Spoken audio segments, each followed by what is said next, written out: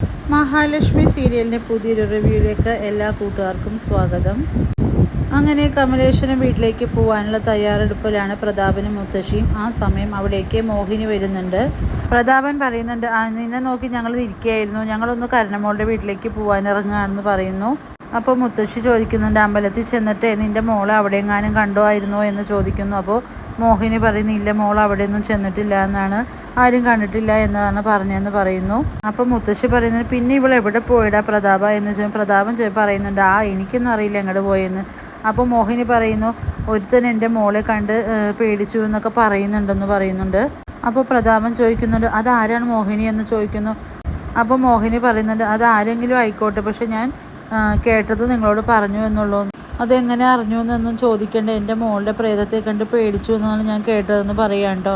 അതുകൊണ്ട് ഞാൻ നിങ്ങളോട് ചോദിക്കുന്നു, നിങ്ങളെല്ലാവരും കൂടി എൻ്റെ മോളെ കൊന്നോ എന്ന്. അപ്പോൾ മുത്തശ്ശി പറയുന്നത്, എൻ്റെ മോളെ കാണാത്തത് കൊണ്ട് മാത്രമാണ് ഞാൻ നിൻ്റെ മുഖത്ത് കരണത്ത് കൈവയ്ക്കാത്തതെന്ന് മുത്തശ്ശി പറയാണ്. അപ്പോൾ പ്രതാപൻ പറയുന്നുണ്ട്, പോലീസ് ഉൾപ്പെടെ എല്ലാവരും നിൻ്റെ മോളെ അന്വേഷിക്കുന്നുണ്ട്, ഇനി ആരെങ്കിലും കൊന്ന് ആറ്റിലെറിഞ്ഞാൽ തന്നെ ആ ശവം പൊന്തില്ലേ എന്നെല്ലാം പ്രതാപൻ ചോദിക്കുന്നുണ്ട് മോഹിനിയോട്. അപ്പോൾ മോഹിനി പറയുന്നുണ്ട്, ഇനി എൻ്റെ കുഞ്ഞിനെ ആരെങ്കിലും കത്തിച്ചു കളഞ്ഞതാണെങ്കിലോ. ഇത് കേൾക്കുന്ന പ്രതാപനും മുത്തശ്ശി ഒന്ന് നടുങ്ങി നിൽക്കുകയാണ്. അപ്പോൾ മുത്തശ്ശി പറയുന്നത്, എന്താണ് ഈ പ്രതാപ് ഇവള് പറയുന്നത്, കത്തിച്ചു കളഞ്ഞെന്നോ? ആരാടി അവളെ കത്തിച്ചു കളഞ്ഞത്? അല്ലെങ്കിൽ തന്നെ അവളെ കത്തിച്ചു കളയാൻ അവളെന്താ വിറകാണോ എന്നെല്ലാം മുത്തശ്ശി മോഹിനിയോടായി ചോദിക്കുന്നുണ്ട്. അപ്പോൾ മോഹിനി പറയുന്നുണ്ട്, വിറക് കൊണ്ടെല്ലാം മനുഷ്യ ശരീരം കത്തിക്കാൻ പറ്റും. അത് കേൾക്കുന്ന പ്രതാപം പറയുന്നുണ്ട്, എനിക്കിപ്പോൾ നിന്നെ അങ്ങനെ കത്തിക്കാനാണ് തോന്നുന്നതെന്ന് പറയാണ്. എന്ന് വെച്ചാൽ നീ ഞങ്ങളെന്തൊക്കെ ചെയ്തതുപോലെയാണല്ലോ നിൻ്റെ സംസാരം കേട്ടാലെന്ന് പ്രതാപം പറയുന്നുണ്ട് മോഹിനിയോട്. മുത്തശ്ശി പറയുന്നുണ്ട്, അവൾക്ക് പറ്റിയ ആളുടെ കൂടെ ഇപ്പോൾ പറ്റിച്ചേർന്ന് ജീവിക്കുന്നുണ്ടാവും, അല്ലാണ്ട് അവളെവിടെ പോകാനാണെന്നെല്ലാം പറയുന്നു. ഇത് കേൾക്കുന്ന മോഹിനിക്ക് ദേഷ്യം വരികയാണ്. മുത്തശ്ശി പറയുന്നുണ്ട്, കരുണ മോള് നാളെ ഒരു അമ്മയാവും, അതുപോലത്തെ ഒരു ആഗ്രഹം നിൻ്റെ മോൾക്കും ഉണ്ടാവില്ലേ എന്നെല്ലാം പറയാണ് മുത്തശ്ശി. അത് കേൾക്കുന്ന മോഹിനി പറയുന്നുണ്ട്, കണ്ണൻ്റെ കാൽ വിരലുകളെല്ലാം ചലിച്ചു തുടങ്ങിയിരിക്കുന്നു. ഇത് കേൾക്കുന്ന പ്രതാപം പറയുന്നുണ്ട്, പിന്നെ ഒന്ന് വിരലാണെങ്കിൽ എന്ന് പറഞ്ഞിട്ട് അവൻ നടക്കാതിരിക്കുകയല്ലേ, വീൽ ചെയറിൽ നിന്ന് എത്ര കാലം കഴിഞ്ഞാൽ അവനൊന്ന് എണീറ്റ് നിൽക്കുക തന്നെ, അതുവരേക്കും നിൻ്റെ മോൾക്ക് കാത്തു നിൽക്കാനുള്ള ക്ഷമയൊന്നും ഉണ്ടാവില്ല. അതുകൊണ്ട് തന്നെ അമ്മ പറഞ്ഞ പോലെ ആരുടെയും കൂടെ ജീവിക്കാനായിട്ട് തുടങ്ങി കാണുമെന്ന് പറയാണ്ട് പ്രതാപൻ.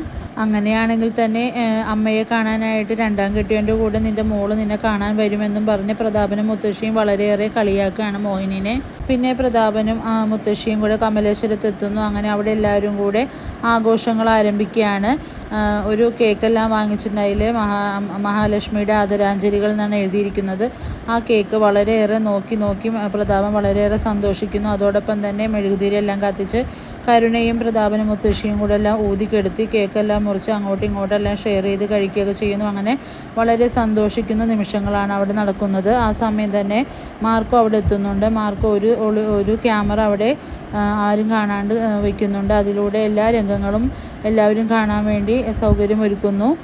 ഈ സന്തോഷത്തിൽ പങ്കെടുക്കാനായിട്ട് മേഘനാഥനും വരുന്നില്ല. അതുപോലെ തന്നെ വാമദേവനും സീമന്തിനിയും വരാൻ നിൽക്കുമ്പോൾ മേഘൻ അവിടെ മുടക്കുന്നുണ്ട്. അച്ഛനിനി ഈ രാത്രിയിൽ പോയിട്ട് ഇനി രാത്രിയിലാണ് തിരിച്ചു വരുന്നത്, അച്ഛൻ്റെ മുന്നിലും ആ മഹാലക്ഷ്മി വന്ന് ഭയപ്പെടുത്തും, അതുകൊണ്ട് അച്ഛൻ ഇനി പോകാനൊന്നും നിൽക്കണ്ട എന്നെല്ലാം പറയുന്നു. ഇങ്ങനെയൊക്കെ പേടിച്ചാൽ എങ്ങനെയാ മോനെ എന്നെല്ലാം വാമൻ പറയുന്നുണ്ട്.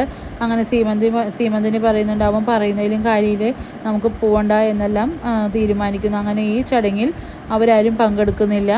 അങ്ങനെ കമലേശ്വരം വീട്ടിലെ ആഘോഷങ്ങളെല്ലാം കഴിഞ്ഞ് പ്രതാപനും മുത്തശ്ശിയും പോകാനായിട്ട് ഇറങ്ങുന്നു. അപ്പോൾ ഉണ്ണിയും അതുപോലെ കരുണയും ദുർഗയൊക്കെ പറയുന്നുണ്ട്, ഇന്നിവിടെ നിന്ന് കിടന്നിട്ട് നാളെ പോയാൽ പോരെ എന്നൊക്കെ ചോദിക്കുന്നു. പ്രതാപൻ പറയുന്നു, അത് ശരിയല്ല, ഇപ്പോൾ ഇവിടെ ഞങ്ങൾ നിൽക്കുന്നത് അത്ര ശരിയുള്ള കാര്യം, ഞങ്ങൾ പോയിട്ട് വരാം എന്നെല്ലാം പറയുന്നു. അങ്ങനെ അവർ പോയ ശേഷം ദുർഗ ഡോറെല്ലാം അടച്ച് അകത്തേക്ക് പോകുന്ന സമയം കരണ്ട് പോകുന്നുണ്ട്. അങ്ങനെ ദുർഗയുടെ ഉള്ളിൽ നല്ലൊരു ഭയം തോന്നുന്നുണ്ട്, ചുറ്റുപാട് നോക്കുകയൊക്കെ ചെയ്യുന്നു. അങ്ങനെ ദുർഗ അകത്തേക്ക് കടക്കുന്ന സമയം ദുർഗയുടെ മുന്നിൽ മഹാലക്ഷ്മി പ്രത്യക്ഷപ്പെടുന്നു. അതോടുകൂടി ദുർഗ ബോധാവസ്ഥയിലാവുകയാണ്.